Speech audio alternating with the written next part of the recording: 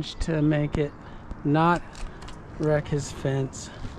What we don't want is we don't want it to fall so far that it endos and the butt comes back into the fence. And that's why I've got this bit of stem wood without any sail on it, so that the stem can try to catch up with, because the top's tipping, so it gets the head start, the top does, plus it's leaning really hard. And you need it when it comes off to have a way to try to catch up before it hits. It's going to be one of those things that we like to do. And it leans a lot, so it will want to split out in barber chair probably, but I don't want to cut the sides because I need the holding wood on this side. I will plunge a little bit. Yeah.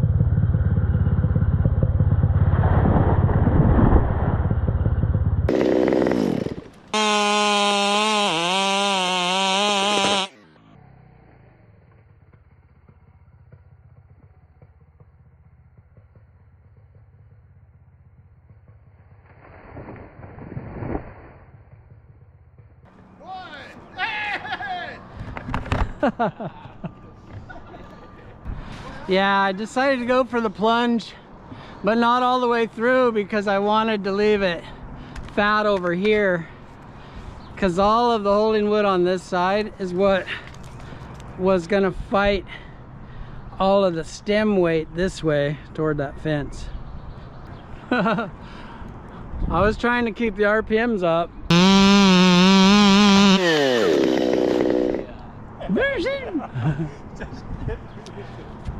Yeah, you got it to the left side of that pile. Yeah. Max says we got a flatter out of it. That's the idea. Cut the sail off the butt so that the butt is streamlined enough to catch up to the top, which started moving first and has a head start but has sail on it. We had this conversation. Oh really? I'm like I've gotten so into SRT these days that I love this because it would be more comfortable in a situation. And I'm like, August might just start squirreling up that thing. Yeah, because we were talking about both of your guys' climbing styles and how August doesn't have the patience to wait for a line to be set. I'm already squirming.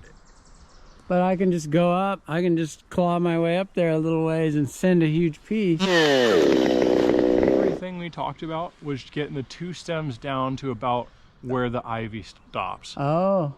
So we don't have to get it down any further than that. All right. Well, maybe you can start getting set to do the other side while All right. Got room for both styles here.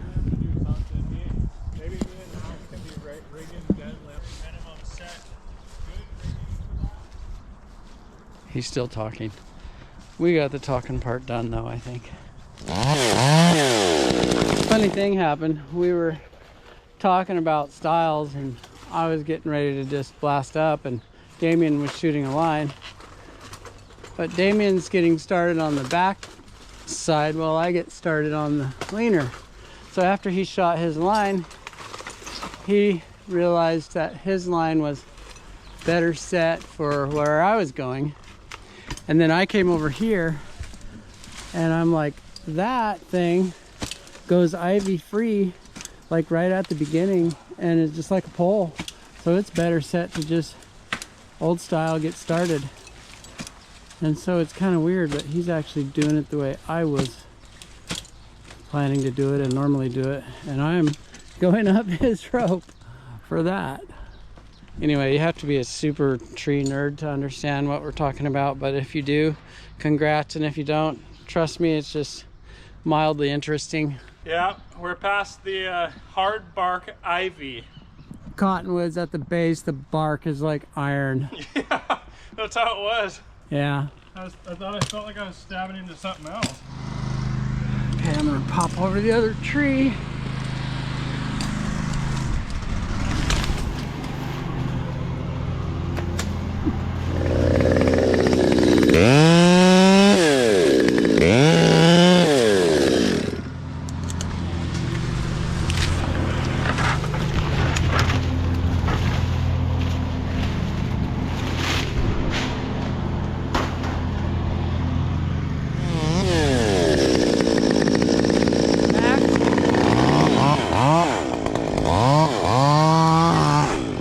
Take a little saw over there and clear that rose bush so I can see it. So YouTube viewer, I thought I was gonna come take a massive top, but the trunk leans too much this way and cottonwood's really brittle and I don't want to jeopardize the fence. So I'm kind of thinking I'm gonna have to piece this tree out a little more than I thought.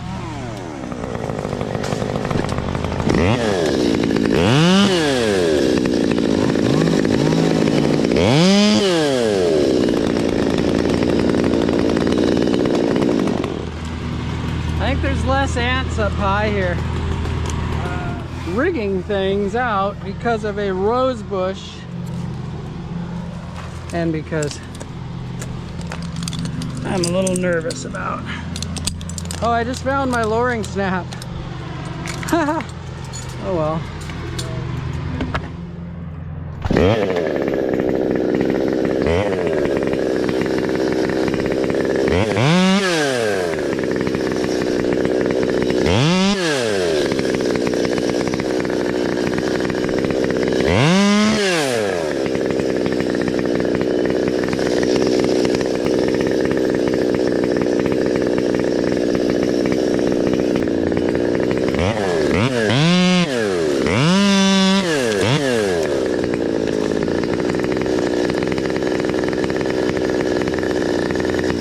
So I just need you to clear the rose bush. It's got my rope so hard. And it's got itself.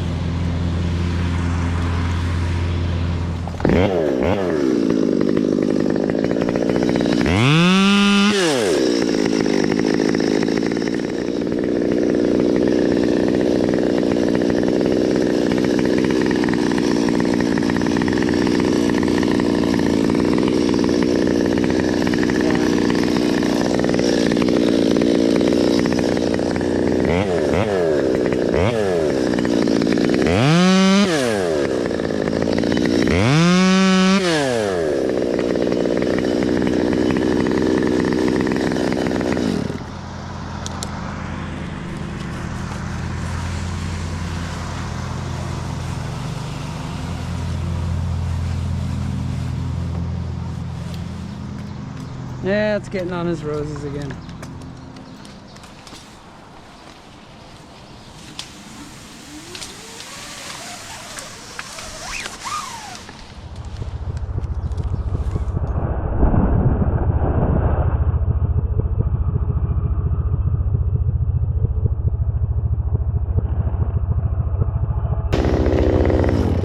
Woo! I'm gonna give you this camera, Damien. Then you can Hollywood yourself.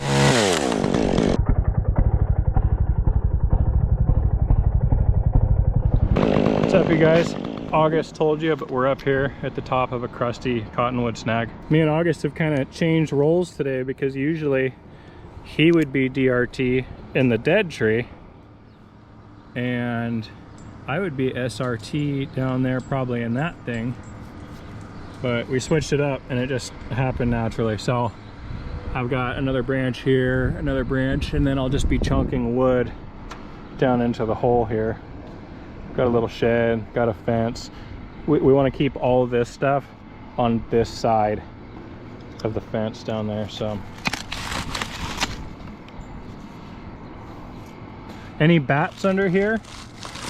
I never showed you guys, but I actually have a video cutting down a dead pine tree, and when I pulled the bark off, a bat flew out. Kind of cool and unique, you know. August sent me his GoPro camera and his glove so it didn't fall out and get lost. Now we gotta send his glove back to him. Maybe you can see him down there. I folded it in a ball so it might travel a little more predictably. But here we go. Right over those sprouts. Oh! Nice. Through the sprouts.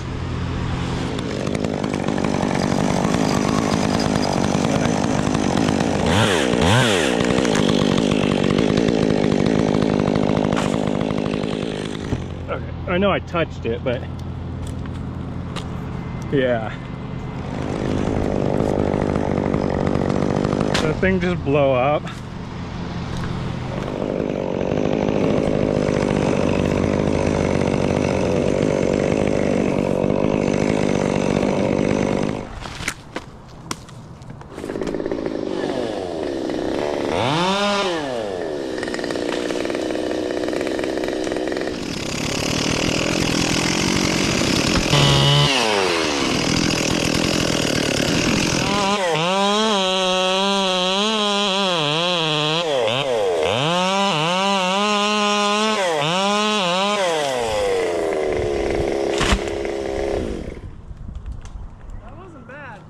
No, that was pretty good.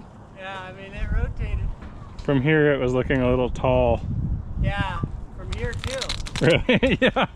I couldn't see what your face looked like, though. Well, I put a... I was like, if it was just standard. I put a snipe to get it.